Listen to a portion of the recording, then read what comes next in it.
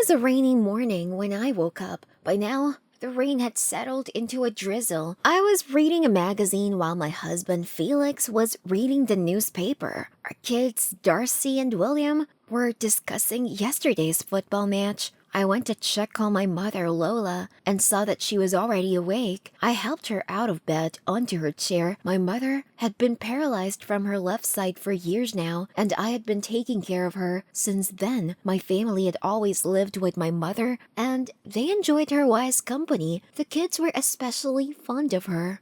Darcy and William left for school, while I and Felix left for the office, leaving my mother with her nurse. Felix and I came back together after running some errands for the house. We heard the loud chatter coming from the house, and we thought that Darcy and William had some friends over. When we entered the house, we saw them, and my mother sitting with a girl with her shoulder-length hair dyed blue.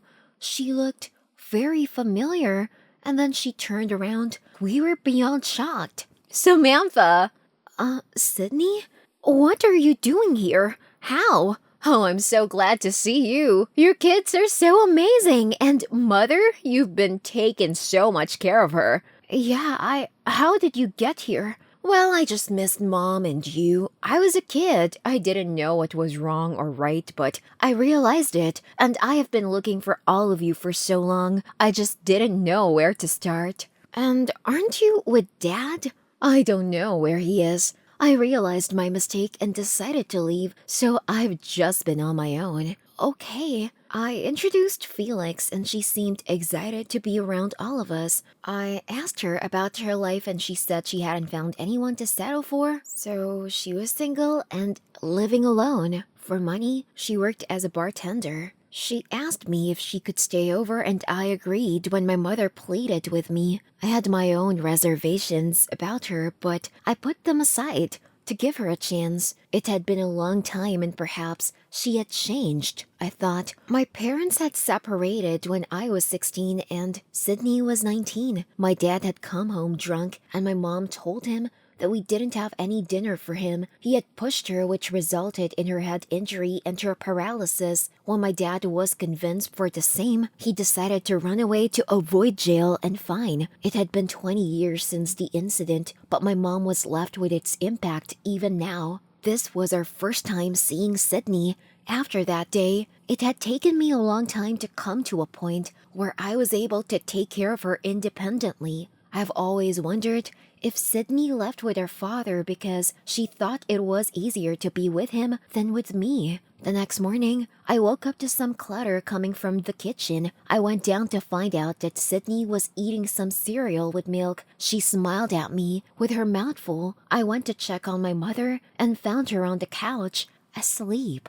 I came out of the room in rage. Why is my mom sleeping on the couch? Oh, she insisted. You know she's paralyzed. It would have been so uncomfortable for her. I'm sorry, she really insisted when I told her about my back injury. She said she doesn't feel anything on her side anyway. Sydney, this is the first and the last time I will let this pass. Next time, I don't want to see Mom compromising because of your stay here. I've let you stay for her and because of her. Fine. I had hoped this was the last time we would have this conversation, but in the evening, when I came back from work, I saw the nurse giving Sydney a massage while Mom sat on the couch, chatting with her happily. When the nurse left and we left Mom in her room for a nap. I talked to Sydney about it, and she simply had the same excuse that she did in the morning. Mom had insisted that she enjoy a massage session instead of having the massage for herself. I decided that I needed to talk to Mom before things got worse.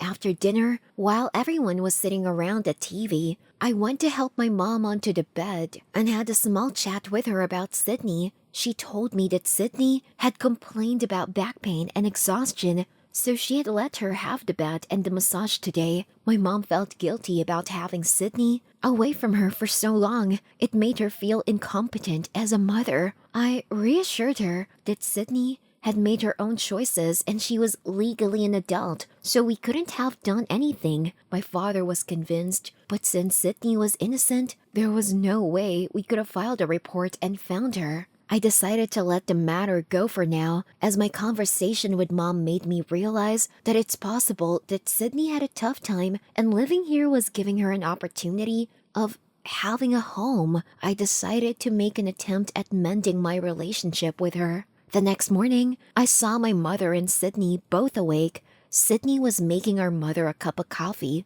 I saw her drop a pail in the boiling milk from the staircase post. I rushed downstairs to check what she had done. "What did you just add into the milk?" "Nothing, just sugar." I grabbed her arm and unfurled the bottle from her palm. It was a sleep-inducing allergy medicine. "What is this?" "It's just some medication the nurse gave me. She said it's beneficial for Mom."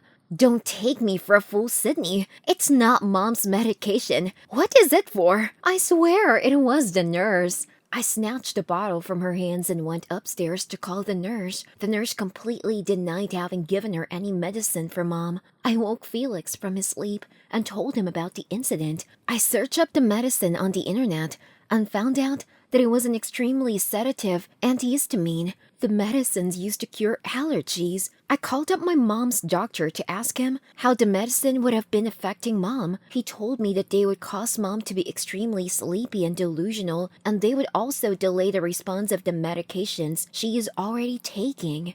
I was suddenly anxious. I was worried that Sydney had been giving Mom these medications the past day. I decided that I couldn't have Sydney in the house anymore. I didn't trust her and her intentions didn't seem good enough. I went downstairs to talk to her. "Sydney, I need you to leave right now."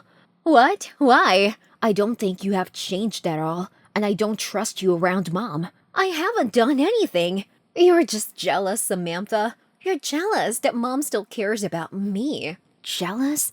I have nothing to be jealous of. I pity you." "You are jealous that both of our parents still care about me. You were stuck, taking care of her while she was paralyzed, while I was traveling the country with Dad." "Sydney, you've been giving Mom these medications. I asked the nurse if she recommended them, and she denied. And then I asked her doctor, and he told me how harmful they are. Why are you sabotaging her life?" "Oh, did you care so much when she sabotaged mine and Dad's life?" "What do you mean? Our father was an alcoholic abuser. He's the one who was ruining everyone's life." "It was just an argument. It happens in every house, Samantha. She didn't need to press such hard charges against him. He's gone now. He can't ever come back." She buried her face in her hands and began sobbing. "Sydney, you are supporting an abuser. It doesn't happen in every house. Look at mine." "I don't care. You and her, you both exaggerated everything, and now he's gone. I've got nothing left." "What are you talking about?" "He was a part of a small theft. They would have let him go with a little jail time. But his records, they showed abuse and they just pressed more and more charges. He's never going to get out. It's all your fault. I want to cause you the same pain.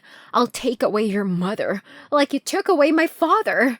She walked to my mom's wheelchair, and she was about to push it when William and Darcy came forward, and she stopped mid-steps. We heard police sirens in the distance, and at first, we didn't connect the dots, but when they stopped right outside our house, the kids went forward to open the door. I realized what had happened. Darcy and William had called the police on their end. The police took our statements, which clearly indicated that Sydney was attempting to harm my mother. I also handed them the bottle of pills as proof, and she was arrested on spot. I hope I never see you again. I will never forget the way Sydney looked at us, her eyes red and her face puffed in anger. In just a day, she had taken away all the life we had all put in my mother. I guess she couldn't believe that she had seen a day where her daughter wanted to harm her. Like people say, all's well that ends well. We could never forget the incident, but we had definitely overcome it. We could see Mom had started laughing and talking once again. I wasn't dealt with the best family, but I was proud of the one I'd made. No matter what comes, if we were all together, nothing could harm us.